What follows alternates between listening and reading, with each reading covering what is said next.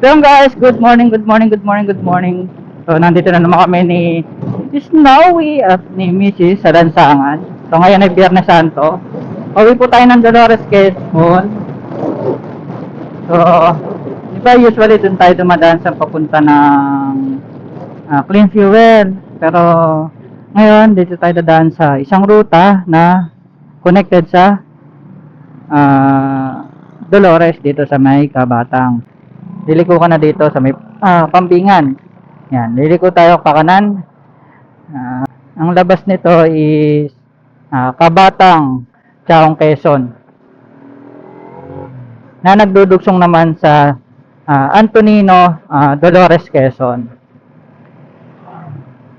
So ngayon ay Biyernes Santo. Ingat po ang lahat sa mga bumabiyahe at sa mga kanya-kanyang pamamanata. Ingat po, ingat. Nawa po ay maging ligtas ang kanilang Holy Week. And ride safe po, ride safe. FG! Kaway ka. Yan lang ang mahirap dito. Medyo pahat pa yung kalsada. Pero malamig-lamig kumpara sa dadaan mo sa highway.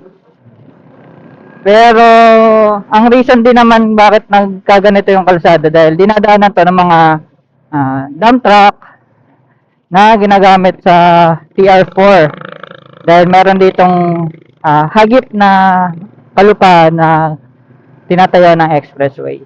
So, yan. Hindi naman sobrang lulubak, hindi naman as in malalim, pero talagang as in halos madurog ang kalsada.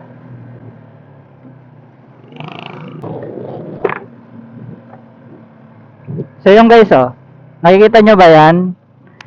So yan yung TR4 na ginagawa dito sa parte ng Kabatang. Napakalawak yan. Grabe. Ito yung expressway dito sa Quezon.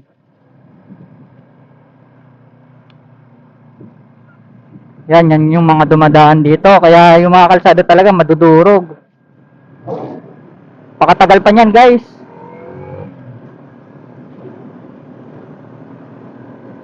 Doon sa papunta ng Bulacan Chaong, mayroon ng tulay. Dito wala pa. Kaya napakatagal pa niyang proseso. So yun guys, kapag dire-diretso nyo itong nilikuan natin kanina, dito kayo lalabas sa Barangay Antonino, Dolores, Quezon. Boundary dito ng Kabatang. So yan na yung arko. So papasok na tayo ng Dolores, Quezon. Ito yung isa sa pinakamabilis na way pagka galing ka ng Chaong, Quezon at pupunta ka ng Dolores, Quezon. Malamig pati yung hangin compare kung mag-highway ka pa. Ganda-ganda dito ang dumaan. Medyo may lubak-lubak lang talaga, pero gawa kasi yun ng TR4 na ginagawa dito. So, diretso na ulit tayo.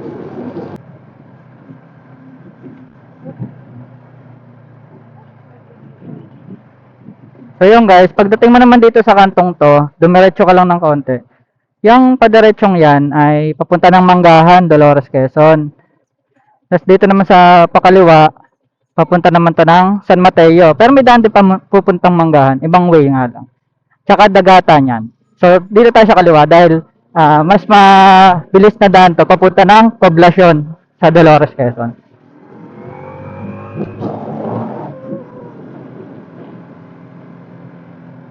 Then, salamat nga pala sa mga sumusuporta kay Moto Dwayne at kay Snowy at Mrs. sa kanilang vlog.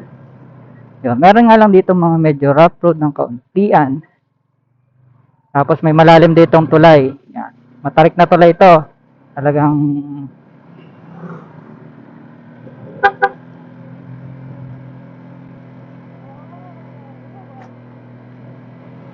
no? Kita nyo ba yan? Ang lalim. Abot na dito Converge.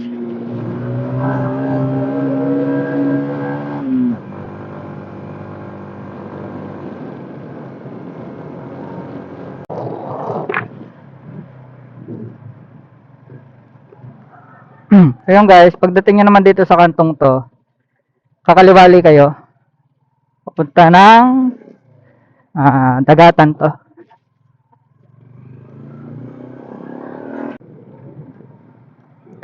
So yun guys, pagdating nyo naman dito sa kantong to, kakanan kayo, papunta naman kayo ng Manggahan. So dahil tayo papunta ng poblasyon, dito tayo sa kaliwa.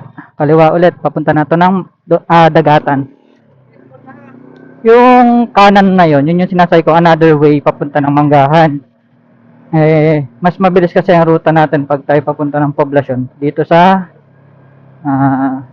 Dagatan. Dahil hindi na tayo aakyat dun sa bundok. So this time guys, nandito na tayo sa Dagatan, Dolores, Quezon. Kakalampas lang natin sa boundary. Yun nga lang, may counting rough road dito.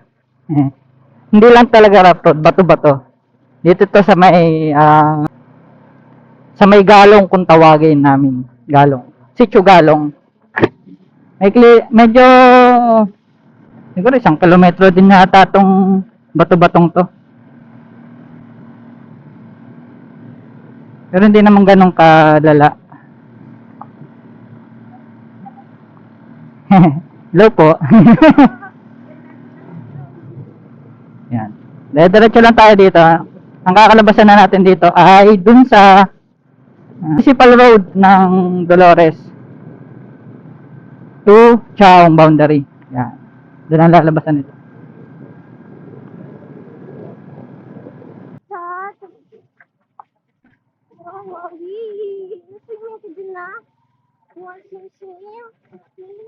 Yan.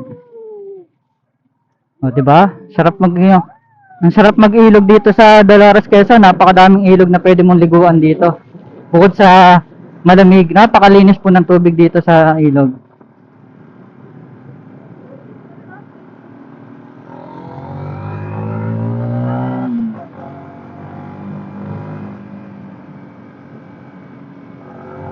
So yun guys, nandito na tayo sa boundary.